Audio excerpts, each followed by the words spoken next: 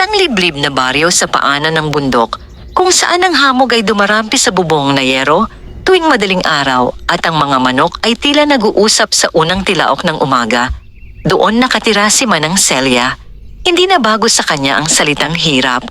Sa loob ng maraming taon, ang kanyang buhay ay parang ilog na mababaw. Umaagos, ngunit walang lalim ng kasaganaan. Siya'y balo na. Iniwan ng asawang maagang kinuha ng sakit. Ang kanyang 2 anak ay kapwa may sarili ng pamilya. Kapwa abala sa kani-kanilang pakikibaka sa lungsod. Madalang silang makauwi. Madalang ang padala. Hindi dahil sa kawalan ng pagmamahal, kundi dahil sa kakapusan ng kapalaran. Tuwing umaga, bitbit ang kanyang kupas na bayong. Nagtutungo si Manang Celia sa palengke ng bayan upang magbenta ng nilagang saba at kamote. Sa ilalim ng tirik na araw o sa gitna ng ambon, naroon siya, nakaupo sa maliit na bangko, tahimik na nagmamasid sa pagdaan ng mga tao. May mga bumibili, may mga tumatawad, may mga nakangiti, may mga nagmamadali.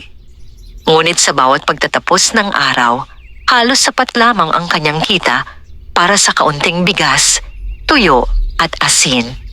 Isang hapon ng Huwebes, habang pauwi siya galing palengke, napansin niyang tila mas maaga ang paglubog ng araw. May kakaibang lamig ang hangin. Ang daang lupa na kanyang tinatahak ay napapalibutan ng matataas na damo at ilang matatandang puno ng balete. Hindi naman siya naniniwala sa mga kwentong kababalaghan, ngunit hindi rin niya lubos na isinasantabi ang mga babala ng matatanda.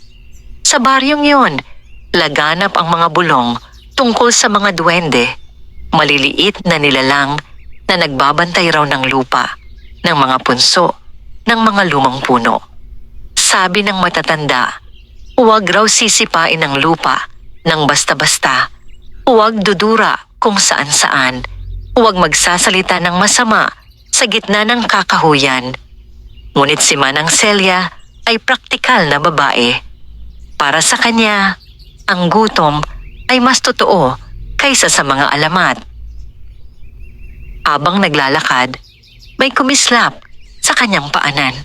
Sa pagitan ng mga tuyong dahon at maliliit na bato, may isang bagay na tila kumikislap sa natitirang liwanag ng dapit hapon.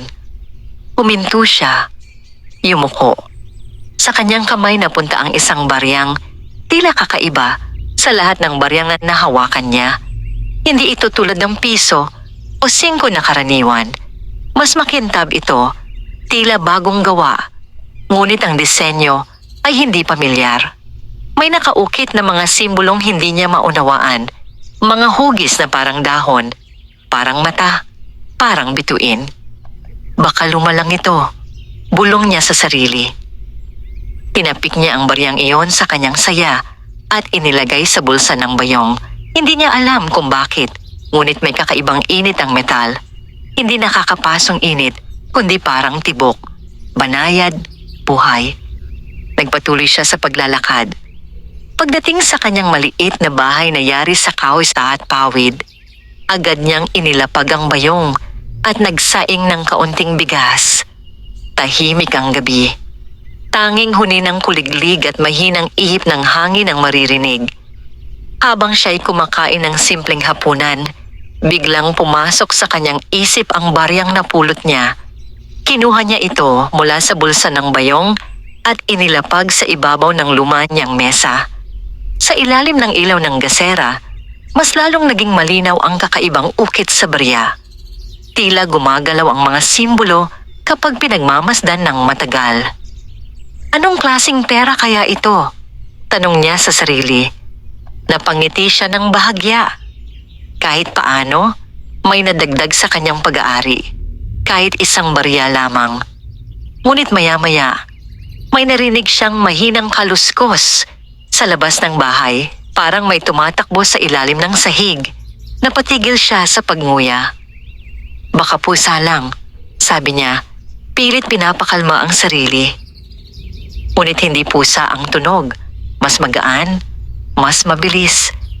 Tumayo siya at sumilip sa bintana. Wala siyang nakita, kundi ang dilim ng gabi at anino ng mga puno. Bumalik siya sa mesa. Napansin niyang ang barya ay wala na sa mismong lugar kung saan niya ito inilapag. Nasa gilid na ito ng mesa, halos malaglag. Napalunok siya. Hindi niya matiyak kung siya ba ang nakagalaw nito nang hindi namamalayan. Maingat niya itong kinuha at inilagay sa loob ng maliit na kahong kahoy kung saan niya itinatago ang kanyang kakaunting ipon, ilang baryang piso at 5, ilang gusot na papel na pera. Nang ipasok niya ang kakaibang barya sa kahon, tila may bahagyang pagyanig na kanyang naramdaman. Saglit lamang yon, parang hangin na dumaan. Isinara niya ang kahon. Nang gabing iyon, hindi agad nakatulog si Manang Celia. May kakaibang pakiramdam sa kanyang dibdib, hindi takot, kundi pananabik. Para bang may darating, para bang may magbabago. Sa kalagitnaan ng gabi, nagising siya sa isang panaginip. Sa kanyang panaginip, nasa gitna siya ng isang malawak na parang napuno ng gintong damo. Sa kanyang harapan, may isang maliit na nilalang na nakatayo. Kasing taas lamang ng tuhod niya. May suot itong berdeng kasuotan at may mahabang sombrerong tila gawa sa dahon. Hindi niya makita ng malinaw ang mukha nito, ngunit ramdam niya ang titig nito sa kanya. Ang kinuha mo ay hindi basta barya. Wika ng nilalang sa tinig na tila nagmumula sa ilalim ng lupa. Ito'y tanda ng kasunduan. Anong kasunduan? Tanong niya sa panaginip. Ang lupa ay may gantimpala sa marunong rumespeto. Biglang naglaho ang nilalang at ang parang ay napalitan ng isang silid na puno ng ginto, mga salaping papel na nakatambak, mga kahong punong-puno ng kayamanan. Nagising siya ng biglaan. Basa ng pawis ang kanyang noo. Humihingal siya, tila may hinabol. Agad siyang bumangon at tinungo ang kahong kahoy. Binuksan niya ito. Nanlaki ang kanyang mga mata. Hindi na lamang iisang kakaibang barya ang naroon. Sa loob ng kahon, nakatambak ang daan-daang bagong papel na pera, malinis, tuwid, at tila bagong labas sa bangko. Ang dati niyang kakaunting ipon ay natabunan ng kapal ng salapi. Nanginginig ang kanyang kamay. Hindi ito panaginip. Hinawakan niya ang isa sa mga papel na pera. Totoo, may amoy ng tinta. May gaspang ng bagong imprenta. Umupo siya sa sahig, hindi makapagsalita. Paano ito nangyari? Ang baryang napulot niya. Ang panaginip. Ang kaluskos sa ilalim ng bahay. Dahan-dahan niyang inangat ang maliit na kahon. Mabigat na ito. Mas mabigat kaysa dati. Sa kanyang dibdib, may halo-halong damdamin. Tuwa, takot, pagtataka. Kinabukasan, si Manang Celia, ang simpleng at tindera ng nilagang saba, ay nagising na hindi na lamang may hawak na kakaibang barya, kundi may kayamanang sapat upang baguhin ang takbo ng kanyang buhay. Ngunit sa kaibuturan ng kanyang isipan, nanatili ang tinig mula sa panaginip. Ito'y tanda ng kasunduan. At ang bawat kasunduan, may kapalit. Magdamag na hindi nakatulog si Manang Celia. Paulit-ulit niyang binilang ang perang nasa loob ng kahon at sa bawat bilang ay lalo lamang siyang napapailing. Hindi ito basta ilang libo. Hindi rin ito ilang daang libo. Umabot sa milyon ang kanyang nabilang. Halagang ni minsan ay hindi niya inakalang mahahawakan niya sa buong buhay niya. Pagsikat ng araw, tila kakaiba ang paligid. Ang liwanag na pumapasok sa kanyang bintana ay mas maliwanag, mas malinaw.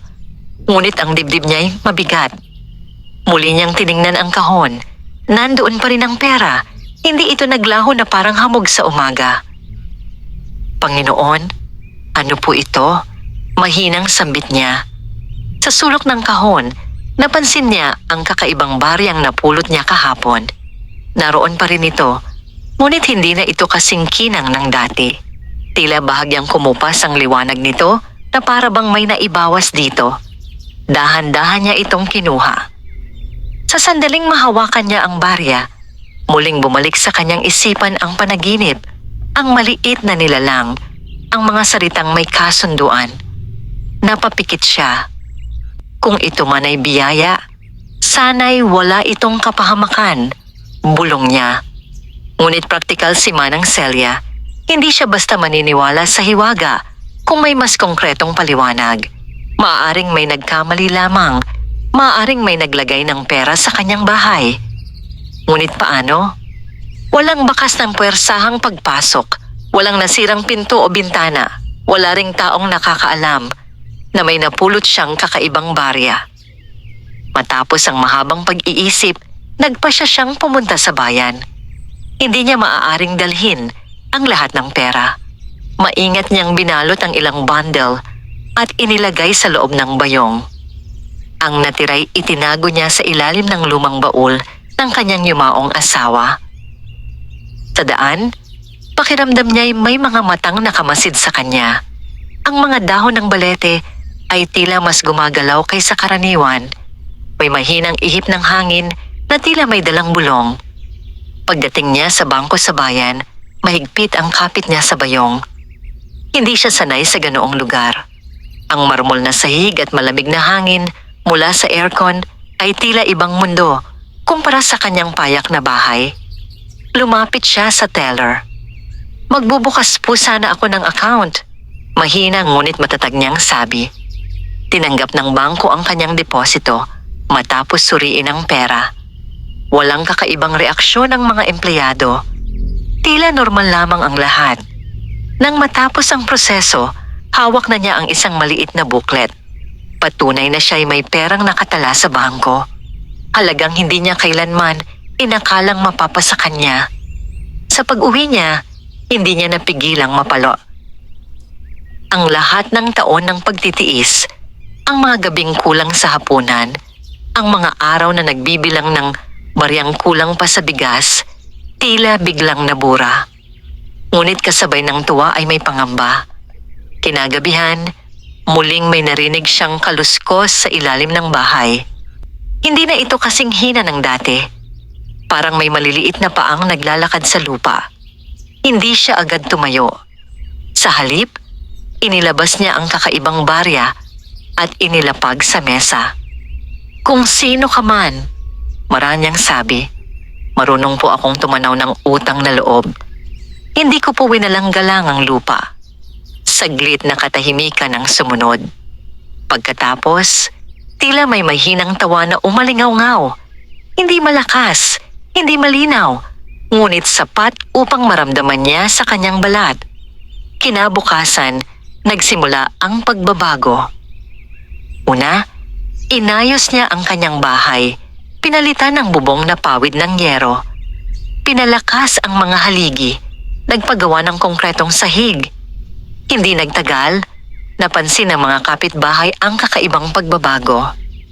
Manang Celia, parang nanalo ka sa loto biro ng isang kapitbahay. Ngumiti lamang siya. Hindi siya nagyabang, hindi siya nagkwento. Ngunit ang balita'y kumalat. Sa loob ng isang linggo, nakabili siya ng maliit na lupa sa bayan. Nagtayo ng sari-sari store. Dinagdagan ang kanyang paninda. Ang dating tindera ng nilagang saba ay unti-unting naging negosyante. Ang kanyang mga anak, nang mabalitaan ang pagbabago, ay agad na umuwi. Ma, saan galing ang pera? Tanong ng panganay.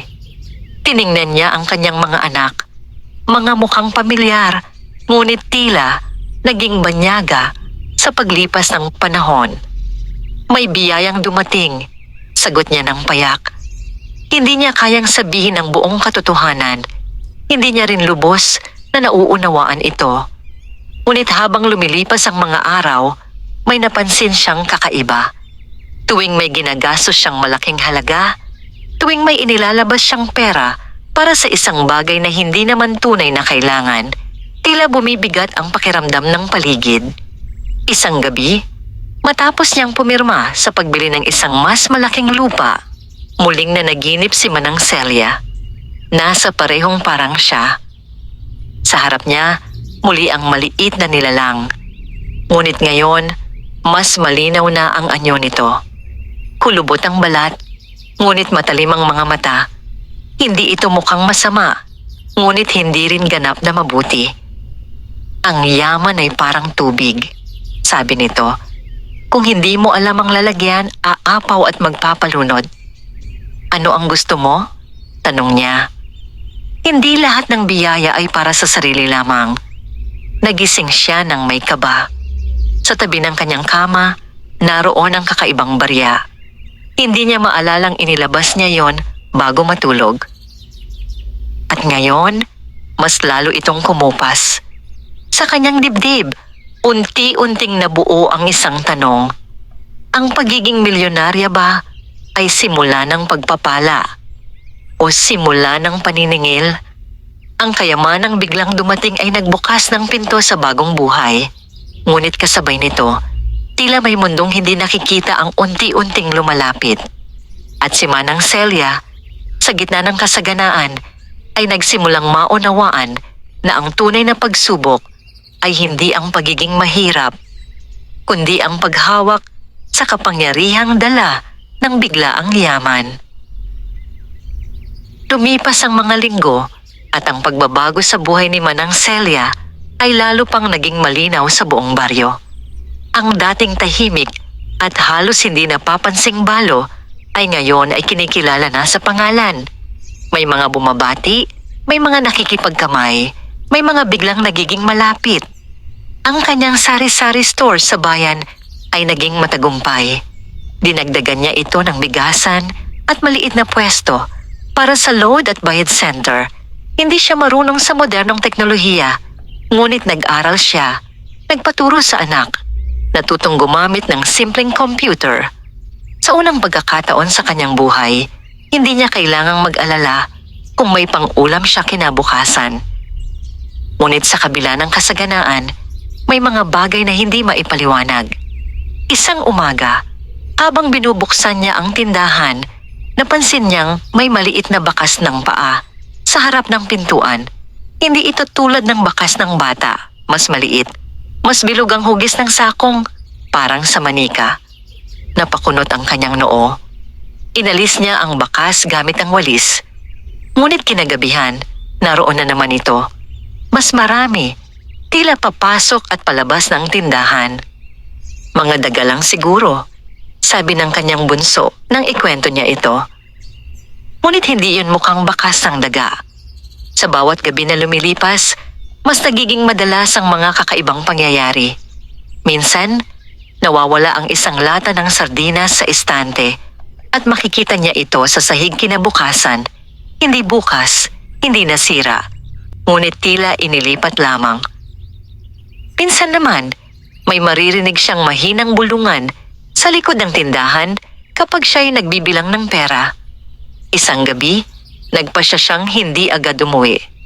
Nanatili siya sa tindahan matapos magsara. Pinatay niya ang ilaw at tahimik na umupo sa likod ng estante. Hawak niya ang kakaibang barya. Matagal na niyang napapansin na sa tuwing may nangyayaring kakaiba, tila umiinit ito sa kanyang palad. Lumalim ang gabi. Sa pagitan ng katahimikan, may narinig siyang mahinang yabak. Isa, dalawa, tatlo. Mula sa sulok ng tindahan, may aninong gumalaw.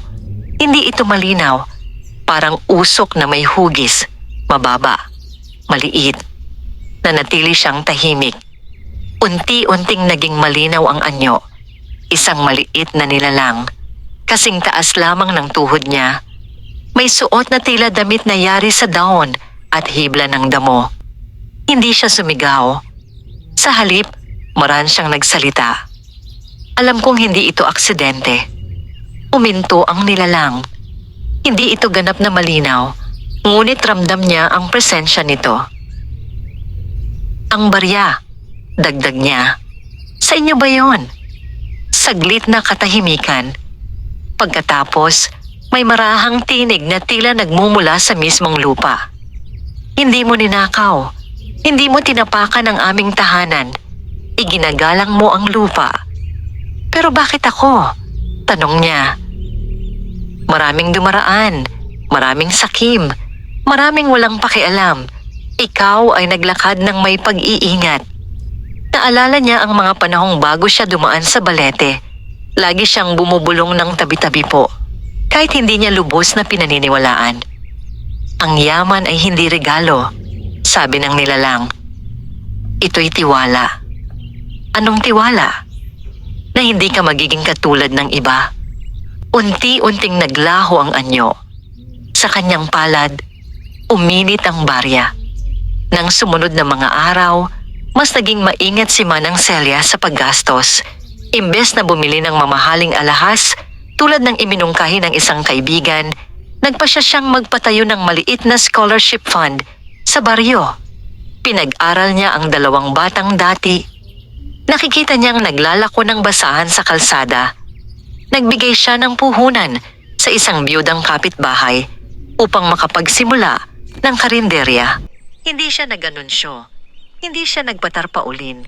Tahimik lamang niyang ginawa ang mga ito. Kapansin-pansin na sa tuwing may ginagawa siyang mabuti para sa iba, ang kakaibang barya ay bahagyang kumikislap. Hindi na tulad ng unang araw, ngunit sapat upang mapansin. Ngunit hindi lahat ay natuwa sa kanyang pag-angat. May ilan sa baryo ang nagsimulang magbulungan. Sigurado bang malinis ang pera ni Manang?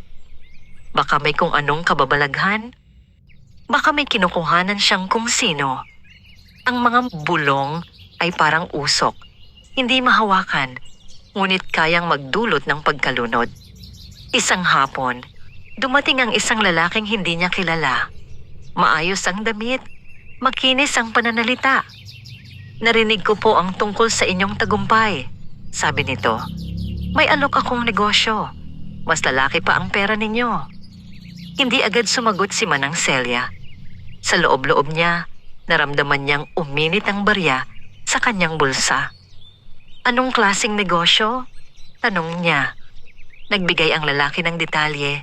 Malalaking tubo, mabilis na balik ng puhunan, kaunting panganib. Ngunit may kakaiba sa mga mata nito. Masyadong sabik, masyadong matalim. Pag-iisipan ko muna, sagot niya. Nang umalis ang lalaki, naramdaman niyang may malamig na hangin na dumaan sa kanyang likod. Kinagabihan, muli siyang nanaginip. Nasa parehong parang siya. Sa harap niya, ang maliit na nilalang ay may mas seryosong anyo. Ang liwanag ay may anino, sabi nito.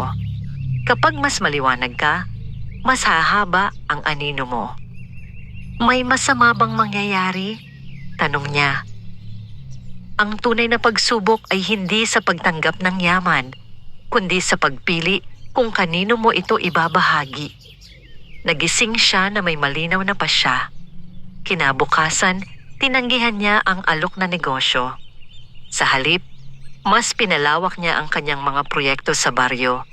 Pag-aayos ng poso, paglalagay ng ilaw sa madilim na bahagi ng daan, pagtulong sa mga may sakit. Unti-unting nagbago ang tingin ng mga tao sa kanya. Ang dating bulong ay napalitan ng pasasalamat. Ngunit sa kabila ng lahat, may isang bagay na hindi niya maalis sa isip. Ang barya ay patuloy na kumukupas. Sa bawat pagdaan ng araw, tila may nababawas dito. At sa kanyang puso, unti-unting nabuo ang pangambang. Darating ang araw na tuluyan itong mawalan ng kinang. At kapag nangyari iyon, ano ang mangyayari sa kanya? Sa kanyang yaman? At sa kasunduang hindi niya sinadyang pasukin? Dumating ang tag-ulan nang mas maaga kaysa inaasahan. Ang langit ay madalas nababalot ng makakapal na ulap at ang hangin sa baryo ay may dalang amoy ng basang lupa at mga dahong nababad sa ulan. Para kay Manang Celia, ang tunog ng patak ng ulan sa bubong na yero ay dati ng pamilyar. Ngunit ngayon, tila may iba itong mensahe. Sa bawat patak, may tila paalala. Sa kanyang silid, inilabas niya ang kakaibang barya at muling sinuri ito sa ilalim ng ilaw.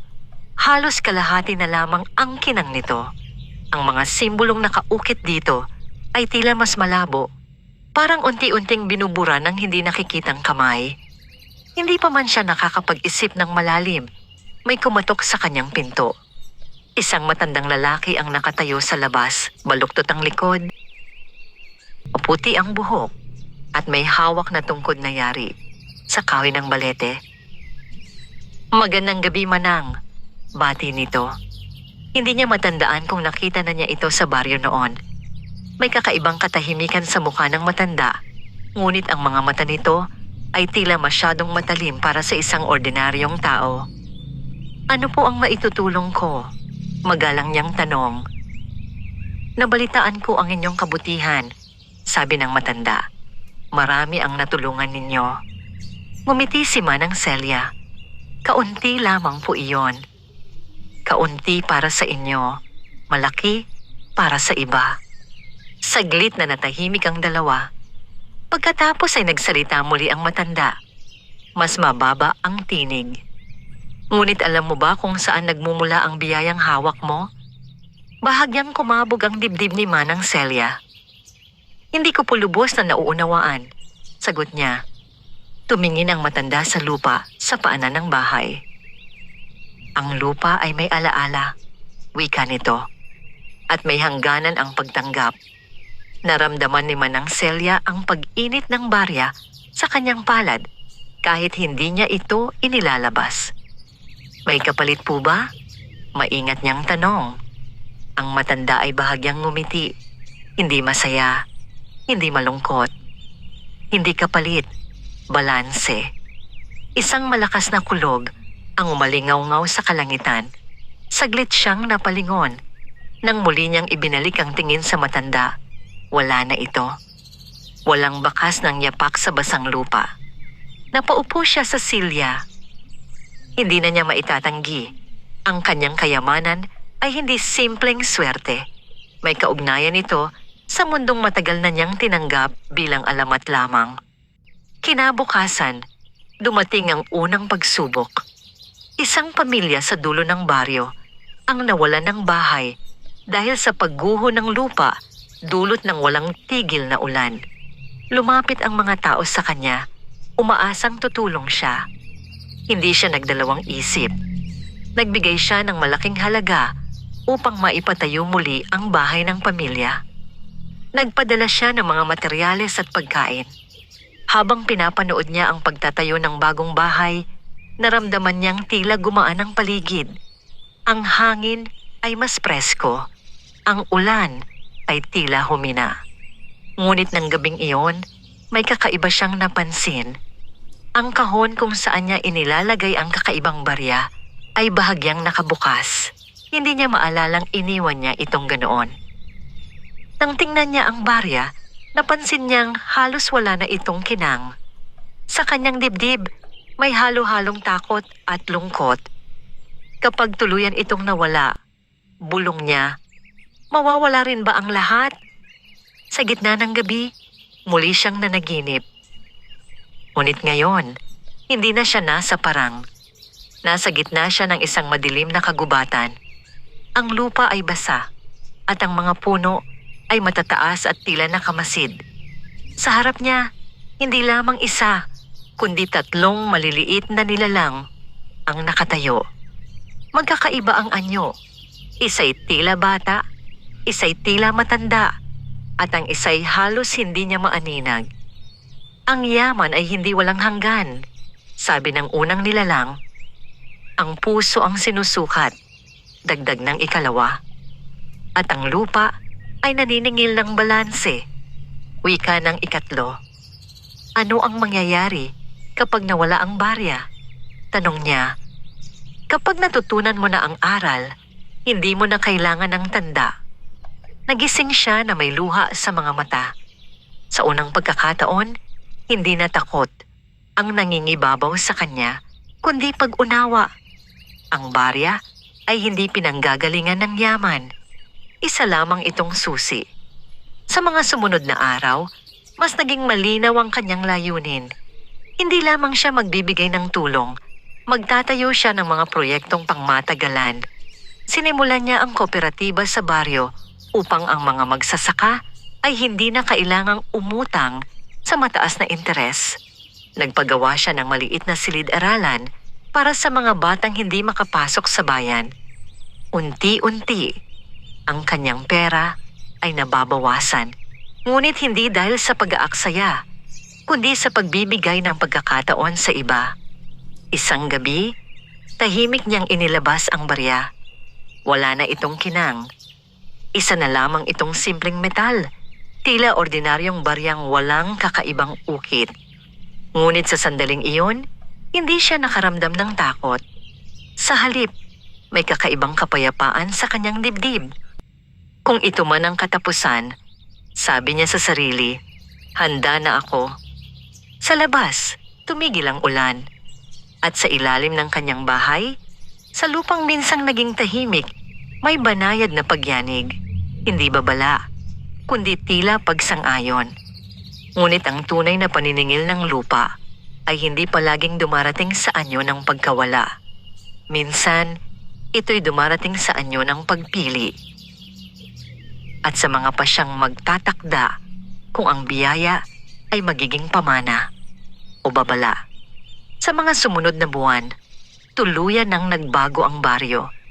Ang dating maputik na daan ay napalitan ng graba.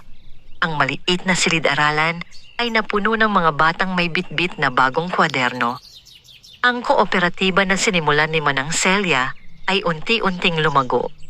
Ang mga magsasaka ay hindi na kailangang mangutang sa mapagsamantalang negosyante sa bayan. Hindi man niya aminin, may kakaibang tuwa sa kanyang dibdib tuwing nakikita niya ang mga pagbabagong yon. Ngunit kasabay ng pag-unlad ay ang paglapit ng mga bagong tao. Isang umaga, dumating sa baryo ang isang kilalang negosyante mula sa syudad. May dala itong sasakyang mamahalin at may kasamang 2 tauhan. Balita sa buong bayan na malawak ang impluwensya nito. Maraming negosyo, maraming koneksyon. Manang Celia? Tanong nito habang inaalis ang salamin sa mata. Opo, mahinahon niyang sagot. Nabalitaan ko ang mga proyekto ninyo. Kahanga-hanga. Ngunit sayang ang potensyal kung hanggang baryo lang. Napatingin siya sa paligid, sa mga batang naglalaro, sa mga magsasakang abala sa pag-aayos ng kanilang ani. Ano po ang ibig ninyong sabihin? May alok ako. Gawin nating mas malaki. Gawing resort ang paanan ng bundok. May tanawin, may sariwang hangin. Kayang-kaya nating magdala ng turista rito. Mas lalaki ang kita, mas lalaki ang impluwensya. Sandaling natahimik si Manang Celia. Paano po ang mga magsasaka? Tanong niya. May kabayaran. Mababayaran sila sa lupa nila. Hindi na sila mahihirapan. Ang mga salitang iyon ay tila matamis, ngunit may kasamang pait. Kinagabihan, hindi siya mapakali. Kahit wala ng kinangang barya, inilabas pa rin niya ito at inilagay sa mesa. Kung ito ang susunod na hakbang, bulong niya, tama ba ito? Walang sagot. Wala nang init ang metal. Wala nang kakaibang liwanag. Ngunit sa kanyang isipan, bumalik ang mga salita mula sa panaginip. Ang yaman ay parang tubig. Kung hindi mo alam ang lalagyan, aapaw at magpapalunod. Kung papayag siya, mas lalaki ang pera, mas lalaki ang kapangyarihan, ngunit mababago rin ang baryo. Ang tahimik na bundok ay mapapalitan ng ingay. Ang lupaing pinaghirapan ng mga magsasaka ay magiging bahagi ng negosyo. Kinabukasan, nagpunta siya sa tuktok ng maliit na burol malapit sa balete kung saan niya napulot ang barya. Tahimik siyang tumayo roon. Hindi ko po ninakaw ang biyayang ibinigay ninyo, marahanyang sabi sa hangin. Ginamit ko ito para sa mabuti, ngunit ngayon may pagkakataong mas palakihin pa. Biglang umihip ang malamig na hangin. Ang mga dahon ng balete ay kumaluskos, tila may ibinubulong. At sa gilid ng kanyang paningin, may aninong mabilis na gumalaw, maliit, mababa at agad naglaho. Hindi ito malinaw na anyo, ngunit sapat upang maunawaan niya. Ang biyaya ay hindi para sa kasakiman. Bumaba siya mula sa burol na may malinaw na pasya. Nang muling bumalik ang negosyante upang kunin ang kanyang sagot, hindi siya nagatubili. "Maraming salamat sa alok," maayos niyang sabi. "Ngunit hindi ko kayang ipagpalit ang katahimikan at lupa ng baryo para sa mas malaking kita." Bahagyang nagbago ang mukha ng lalaki. "Sayang," tugon nito. "Minsan lang dumarating ang ganitong pagkakataon." "Ang tamang pagkakataon," sagot niya, "ay hindi sumisira ng pundasyon." Umalis ang negosyante na may halong pagkadismaya. Sa mga sumunod na linggo, may mga bulong-bulungan muli. May nagsasabing sinayang niya ang pagkakataon. May nagsasabing natakot lamang siya. Ngunit may mas marami ang nagsimulang makaintindi. Isang gabi, habang nakaupo siya sa labas ng kanyang bahay, lumapit ang isang batang dating tinulungan niya sa scholarship. "Manang," sabi ng bata, "balang araw po, gusto kong maging guru rito sa baryo para hindi na kami kailangang umalis." Ngumiti si Manang Celia. Sa sandaling iyon, naunawaan niya ang tunay na halaga ng kanyang desisyon. Hindi lahat ng malaking pangarap ay tama. May mga pangarap na kailangang sukatin, hindi sa laki ng kikitain, kundi sa lalim ng epekto. Sa kanyang palad, hinawakan niya ang simpleng baryang wala ng kinang. Hindi na ito mahiwaga. Ngunit hindi na rin niya ito kailangan upang gumawa ng tama. Gayunpaman, sa kalayuan, sa ilalim ng balete, may pares ng matang tahimik na nagmamasid. At ang pagsusulit ay hindi pa tapos. Sapagkat kung ang tukso ng kayamanan ay nalampasan na niya, darating ang tukso ng kapangyarihan at iyon ang mas mapanganib. Habang tumatagal, lalong tumitibay ang pangalan ni Manang Celia sa baryo at karatigbayan. Hindi na lamang siya kilala bilang mayamang balo. Siya na ang tinatawag kapag may suliranin, kapag may kailangang pag-usapan, kapag may dapat pagkaisahan. Sa mga pulong ng barangay, madalas siyang hinga ng opinyon. Kapag siya ang nagsalita, nakikinig ang mga tao. Hindi niya hinangad ang ganitong impluensya, ngunit kusang dumating. At tulad ng yaman, ang kapangyarihan ay may sariling tukso. Isang hapon, dumating ang kapitan ng barangay sa kanyang tindahan. "Manang," sabi nito, "may mungkahi ang ilang konsehal. Sa susunod na eleksyon, baka gusto mong tumakbo bilang kapitan." Natigilan siya. "Ako?" tanong niya. "Oo, malaki ang tiwala sa iyo ng mga tao. May kakayahan ka at may pondo ka." Ang huling salita ay tumama sa kanya. May pondo ka. Hindi niya maikakaila. Kung tatakbo siya, malaki ang tsansang manalo. May suporta siya. May kakayahan siyang ponduhan ang kampanya. At kung siya ang mamumuno, mas mapapabilis niya ang mga proyektong gusto niyang isagawa. Ngunit sa loob niya, may bahagyang pag-aalinlangan. Kinagabihan, umupo siya sa ilalim ng balete kung saan nagsimula ang lahat. Hawak niya ang simpleng baryang wala ng kinang. "Hanggang saan ba dapat ang aking abutin?" tanong niya sa katahimikan. Tahimik ang gabi. Walang aninong gumalaw, walang mahiwagang presensya. Ngunit sa kanyang puso, may lumitaw na tanong na mas malinaw kaysa anumang tinig. Kapag hawak mo ang kapangyarihan, kaya mo pa bang manatiling pareho? Sa mga sumunod na araw, mas naging malinaw ang epekto ng kanyang impluensya. May mga negosyanteng lumalapit, nag-aalok ng porsyento kapalit ng pabor. May mga kontratistang nangungumusta, may kasamang sobre. "Normal lang ito," sabi ng isang konsehal sa kanya. Ganito talaga ang sistema. Sistema. Isang salitang madaling bigkasin, ngunit mabigat ang kahulugan. Isang gabi, habang nagbibilang siya ng kita sa tindahan, Napansin niyang mas mabilis ang tibok ng kanyang puso tuwing naiisip ang posibilidad ng mas mataas na posisyon. Kung siya ang mamumuno, mas marami siyang magagawa. Mas marami ring susubok sa kanya. Sa kalagitnaan ng kanyang pag-iisip, may marahang katok sa pinto. Pagbukas niya, naroon ang isang matandang babaeng bihira niyang makita. Kulubot ang balat, payat, ngunit matalim ang mga mata. "Anak," sabi nito, "balita ako'y may balak kang pumasok sa politika." Nagulat siya. Hindi pa naman siya nagbibigay ng pinal na sagot. "Pinag-iisipan ko pa po."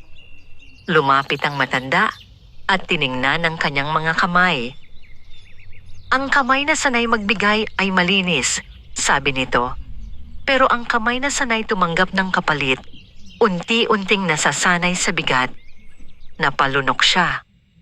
"Hindi po ako tatanggap ng kapalit." "Hindi sa simula," tugon ng matanda. "Ngunit ang kapangyarihan ay parang apoy. Kapag masyado kang lumapit, hindi mo namamalayang nasusunog ka na." Saglit siyang napalingon sa mesa kung saan nakalapag ang baryang walang kinang. Pagbalik niya ng tingin sa matanda, wala na ito. Muli, walang bakas ng yapak. Sa unang pagkakataon matapos mawala ang kinang ng barya, naramdaman niya ang malamig na hangin na tila may dalang paalala. Kinabukasan, tinipon niya ang ilang matatandang leader ng baryo. "May nagmungkahi na tumakbo ako," direkta niyang sabi. "Pero gusto kong marinig ang totoo ninyong saloobin." May mga pumabor, may mga nag-alinlangan. Isang matandang magsasaka ang nagsalita. "Manang, malaki ang naitulong mo. Pero ang pagiging leader ay ibang laban. Hindi lang ito tungkol sa pera. Tungkol ito sa pagtitiis sa batikos, sa tukso, at sa mga taong gustong gamitin ka." Tumango siya. Sa gabing iyon, nagpasya siya. Hindi siya tatakbo. Sa halip, mananatili siyang taga-suporta. Isang taong may kakayahang tumulong ngunit hindi hawak ang buong kapangyarihan. Nang ipahayag niya ang kanyang desisyon, may ilan ang nadismaya, may ilan ang natuwa. Ngunit sa kanyang dibdib, may kakaibang gaan. Hindi niya kailangan ng titulo upang maglingkod. Hindi niya kailangan ng posisyon upang makagawa ng pagbabago.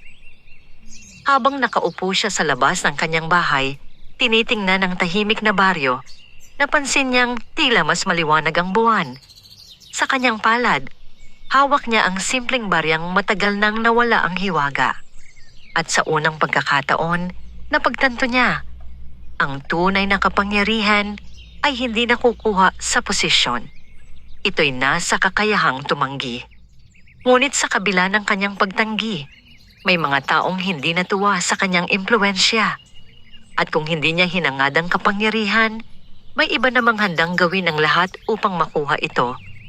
Kahit kailangan na nilang sirain ang pangalan ni Manang Celia upang magawa iyon.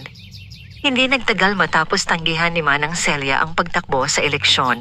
Nagsimulang kumalat ang mga bulong-bulungan. Sa unay pabulong lamang, sa gilid ng tindahan, sa ilalim ng punong mangga, sa likod ng simbahan matapos ang misa. Hindi raw talaga malinaw kung saan galing ang pera niya. Baka may itinatago. Baka hindi lahat ng pagtulong ay malinis. Ang mga salitang yon ay tila usok, hindi mahawakan, ngunit pumapasok sa baga at nagpapabigat ng paghinga. Napansin niya ang pagbabago. May ilang dating masiglang bumabati na ngayon ay tahimik na lamang. May mga tingin na dati puno ng pasasalamat, ngayon may halong pagdududa. Isang umaga, dumating sa kanyang tindahan ang isang babaeng kilala sa pagiging madaldal. "Manang," sabi nito, tila may halong pag-aalala. "May nagsasabi raw na may koneksyon ka sa mga negosyanteng may kaso sa syudad." Bahagyang napangiti si Manang Celia. Hindi lahat ng sinasabi ng tao ay totoo. Mahinahon niyang tugon. Ngunit sa loob niya, may kirot. Hindi niya inasahan na Ang kabutihang ginawa niya ay maaring maging dahilan ng pagdududa. Kinagabihan, habang nag-iisa sa bahay, napaisip siya, kung ang yaman ay may kapalit, marahil ito na yon. Hindi pagkawala ng pera, kundi pagkawala ng tiwala. Inilabas niya ang lumang kahong kahoy at tiningnan ang baryang matagal nang wala ang kinang. Ganito ba ang balanse? Bulong niya. Tahimik ang gabi. Ngunit sa ilalim ng sahig, may narinig siyang marahang paggalaw. Parang mga maliliit na hakbang. Hindi na siya natakot. Sa halip tumayo siya at nagsalita ng malinaw. Kung ito man ay bahagi ng pagsubok, handa akong harapin. Sa mga sumunod na araw, lalong lumala ang mga tsismis. May nagpakalat ng papel sa palengke. Walang pangalan ng may gawa, ngunit malinaw ang layunin. Pagdudahan ang pinagmulan ng kanyang yaman. Isang gabi, tinipon niya ang kanyang mga anak. Ma, dapat magreklamo ka, sabi ng panganay. Ipahanap natin kung sino ang gumagawa nito. Ngunit umiling siya. Ang taong naninira ay may dahilan. Sagot niya, kung lalaban ako sa parehong paraan, pareho lang kami. Pero ma, mas matibay ang katotohanan kaysa sa kasinungalingan. Sa halip na gumanti, mas pinili niyang maging bukas. Nagpatawag siya ng pagpupulong sa baryo. Sa harap ng mga tao, nagsalita siya ng walang galit. Hindi ko maipapaliwanag sa inyo ang lahat, sabi niya. Ngunit wala akong ninakaw. Wala akong inagrabyado. Kung may duda kayo, handa akong magpaliwanag sa abot ng kaya ko. Tahimik ang karamihan. Isang matandang babae ang tumayo. Tinulungan mo ang apo ko makapag-aral, sabi nito. Hindi ko kailangan malaman kung saan galing ang pera. Nakita ko kung paano mo ito ginamit. Unti-unting may mga tumango. May ilan pa ring nagdududa, ngunit mas marami ang nagsimulang ng manindigan. Pagkatapos ng pulong, habang naglalakad siya pauwi, may aninong mabilis na dumaan sa gilid ng daan. Maliit, mababa, at agad naglaho sa ilalim ng balete. Ngumiti siya ng bahagya. Hindi man siya nakakarinig ng tinig, naramdaman niya ang isang tahimik na pagsang-ayon. Ang paninirang hindi nakikita ay mas mapanganib kaysa sa lantad na kalaban. Ngunit sa bawat hakbang na pinili niyang manatiling tapat, mas lalo niyang napagtibay ang pundasyong hindi kayang gibain ng tsismis. Gayunpaman, hindi pa tapos ang unos. Sapagkat ang mga taong nabigong gamitin ang kanyang pangalan ay hindi titigil. At kung hindi nila kayang sirain ang kanyang reputasyon sa pamamagitan ng salita, mga tao ay maaaring subukan nila sa pamamagitan ng mas mabigat na paraan. Isang linggo matapos ang pagpupulong sa baryo, tila muling bumalik sa normal ang lahat. Masigla ang tindahan. Maayos ang takbo ng kooperatiba. Ang mga batang tinutulungan niya ay abala sa pag-aaral. Ngunit may kakaibang pakiramdam si Manang Celia na hindi niya maipaliwanag. Parang may paparating na unos na hindi dala ng ulan. Dumating ang gabi na walang buwan. Makapal ang ulap at tila mas madilim ang paligid kaysa karaniwan. Maaga siyang nagsara ng tindahan at umuwi sa bahay. Habang siya'y nagpapahinga, may malakas na kalabog na umalingaw-ngaw mula sa direksyon ng tindahan. Napabalikwas siya. Mabilis siyang lumabas at tinungo ang pwesto sa bayan. May ilang kapitbahay na nagtatakbuhan na rin patungo roon. Pagdating niya, bumungad sa kanya ang usok. Nasusunog ang likod na bahagi ng kanyang tindahan. Tubig! Tubig! Sigaw ng mga tao. Hindi siya nakapagsalita. Tila nanigas ang kanyang mga paa habang pinapanood ang apoy na unti-unting kumakain sa kahoy na dingding. May mga nagbuhos ng tubig. May tumawag sa bumbero sa bayan. Ngunit bago pa tuluyang naapula ang apoy, kalahati ng tindahan ay sunog na. Sa gitna ng kaguluhan, may nakapansin ang amoy ng gasolina. Hindi ito aksidente. Naupo si Manang Celia sa gilid ng daan, tahimik na nakatingin sa abo. May lumapit sa kanya. "Manang, may nakita raw na lalaking tumakbo kanina bago magliyab," sabi ng isang binata. Hindi siya nagtanong kung sino. Hindi niya kailangan ng pangalan upang maunawaan. Ang mga tsismis ay hindi naging sapat. Ngayon, may gumamit ng apoy. Kinabukasan, sinimula ng investigasyon.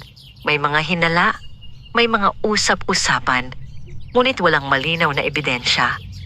Lumapit ang kanyang mga anak. "Ma, ito na ang sinasabi namin. May gustong manira sa'yo. Hindi na ito biro." Tahimik lamang siyang nakinig. Sa gabi, bumalik siya sa ilalim ng balete. Bit-bit niya ang kahong-kahoy at ang bariyang wala ng kinang. "Ganito ba ang balanse?" tanong niya sa hangin. Ibinigay ang yaman, ngunit susubukin ang tibay. Sa sandaling iyon, may marahang paggalaw sa likod ng puno. Hindi malinaw ang anyo, ngunit ramdam niya ang presensya. Hindi nagbabanta, hindi nananot, parang nagmamasid. "Hindi ko ginamit ang biyaya para manlamang," dagdag niya. "Hindi ko sinaktan ng sinuman." Sa kanyang dibdib, may unti-unting pag-angat ng tapang. Ang apoy ay maaaring sumunog ng kahoy. Ngunit hindi nito kayang sunugin ang layunin. Sa mga sumunod na araw, imbes na magkulong sa bahay, mas naging abala siya. Ipinagawa niya muli ang tindahan, mas matibay, mas maayos. Tinulungan siya ng mga taong dati niyang natulungan. May mga nagsabing hindi na siya dapat gumastos. May nagsabing baka maulit. Ngunit ngumiti lamang siya. "Kung hihinto ako dahil sa takot," sabi niya, "mas lalo nilang makukuha ang gusto nila." Habang itinatayo muli ang tindahan, mas naging malinaw sa kanya ang isang bagay. Ang biyayang natanggap niya ay hindi para sa komportableng buhay lamang. Ito'y para sa katatagan. Isang gabi, habang tahimik siyang nakaupo sa loob ng bagong tayong tindahan, may mahinang ihip ng hangin na dumaan. Sa ibabaw ng mesa, bahagyang gumalaw ang baryang matagal nang walang kinang. Hindi ito kumislap.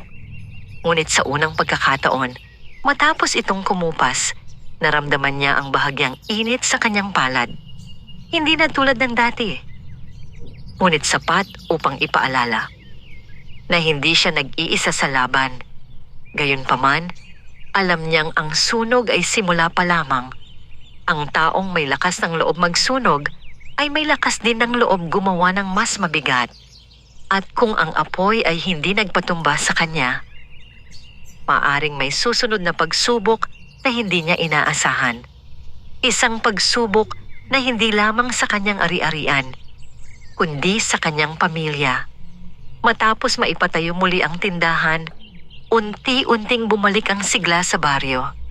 Ngunit sa kabila ng panlabas na kaayusan, may tahimik na pangambang nanatili sa puso ni Manang Celia.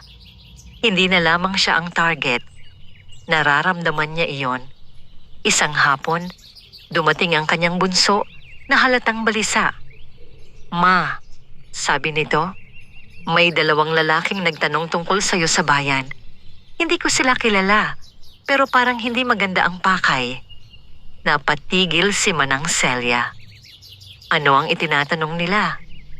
Kung saan ka raw madalas pumunta, kung anong oras ka nagsasara ng tindahan. Hindi siya agad nagsalita. Sa unang pagkakataon, matapos ang sunog, naramdaman niyang hindi na lamang reputasyon o negosyo ang nakataya. Pamilya na. Kinagabihan, tinipon niya ang kanyang mga anak at apo.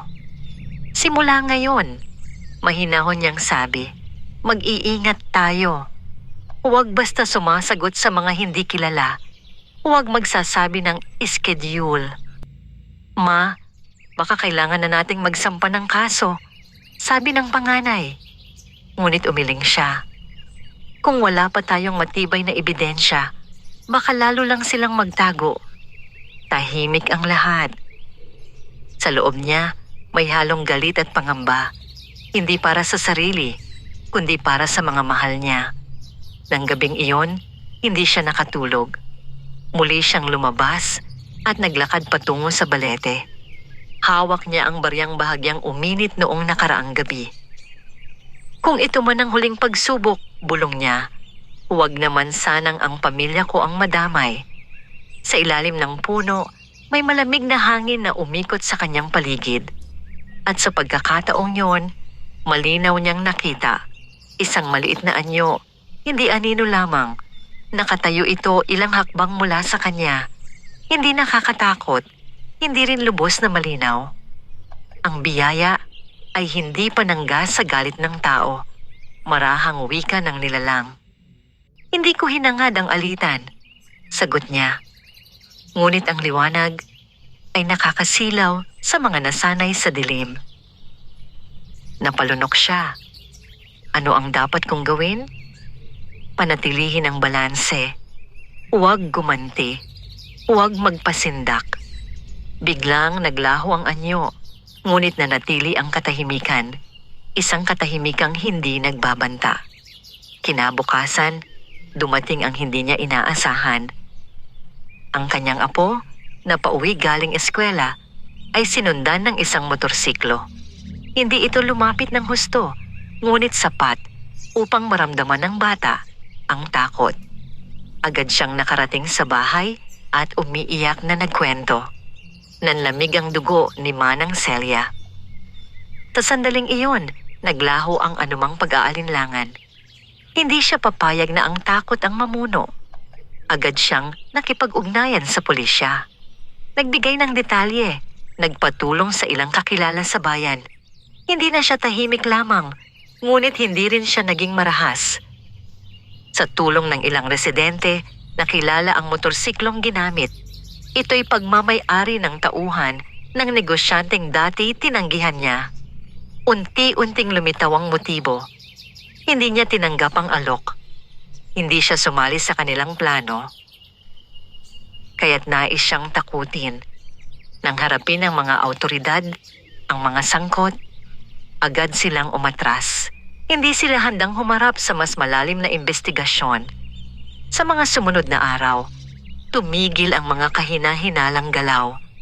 Ngunit ang pangyayaring iyon ay nag-iwan ng marka sa puso ni Manang Celia. Sa gabi, muli niyang tiningnan ang barya. Sa kanyang pagtataka, bahagya itong kumislap. Hindi tulad ng unang araw, ngunit malinaw ang pagbabago. Hindi dahil sa yaman, hindi dahil sa kapangyarihan, kundi dahil pinili niyang protektahan ang tama sa tamang paraan. Sa kanyang dibdib, may bagong pag-unawa. Ang tunay na lakas ay hindi nasa kayang ibigay ng pera. Nasa kakayahang ipagtanggol ang mahalaga nang hindi isinusuko ang prinsipyo. Ngunit habang humuhupa ang panlabas na banta, may mas malalim na tanong na bumabangon sa kanyang isipan. Kung ang barya ay tanda lamang, ano ang mangyayari kapag tuluyan ng matapos ang kasunduan? At ano ang magiging kapalaran niya kapag ang mundong mahiwaga ay tuluyang magpaalam?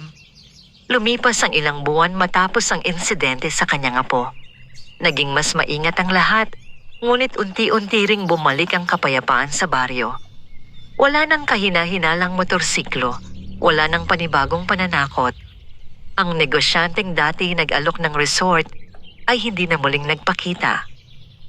Sa unang pagkakataon, mula nang napulot niya ang mahiwagang barya, naramdaman ni Manang Celia ang isang uri ng katahimikang hindi dala ng takot, kundi ng pagtanggap. Sa isang umaga, habang naglalakad siya sa palengke, may ilang lumapit sa kanya. Manang, salamat po sa tulong sa kooperatiba. Manang, nakapag-enroll na po ang anak ko. Manang, dahil sa ilaw sa kalsada, hindi na kami takot umuwi ng gabi. Hindi siya sanay sa papuri, ngunit ngayon, hindi na ito nagpapabigat sa kanya. Sa halip, may tahimik na kasiyahan siyang nararamdaman. Kinagabihan, muli siyang nagpunta sa ilalim ng balete, ang lugar kung saan nagsimula ang lahat. Hawak niya ang baryang minsang kumislap sa dapit hapon. Ngayon, ito'y ganap ng ordinaryo. Wala ng ukit na malinaw, wala ng init, wala ng bakas ng hiwaga. Umupo siya sa paanan ng puno. Kung ito na ang katapusan, maranyang sabi, maraming salamat. Tahimik ang paligid. Walang aninong gumalaw. Walang tinig na sumagot. Ngunit sa sandaling iyon, hindi niya hinanap ang presensya ng mga nilalang na minsang nagbantay sa kanya. Sapagkat nauunawaan na niya, ang barya ay hindi pinanggalingan ng kanyang kabutihan. Ito'y paalala lamang. Paalaala na ang biyaya ay maaaring dumating nang hindi inaasahan, ngunit ang pagpili kung paano ito gagamitin ay laging nasa tao. Dahan-dahan niyang ibinaon ang baryang iyon sa lupa sa ilalim ng balete. Hindi bilang pagbabalik, kundi bilang pasasalamat. Habang tinatabunan niya ito ng lupa, may marahang ihip ng hangin na dumaan sa mga dahon. Ang tunog nito ay hindi bulong, hindi babala, kundi tila pagsang-ayon. Tumayo siya at tumingin sa baryo. Ang mga bahay na dati kubo ay unti-unting nagiging matibay. Ang mga batang dati walang baon ay ngayon may pangarap. Ang mga magsasakang dati lugmok sa utang ay may sariling puhunan.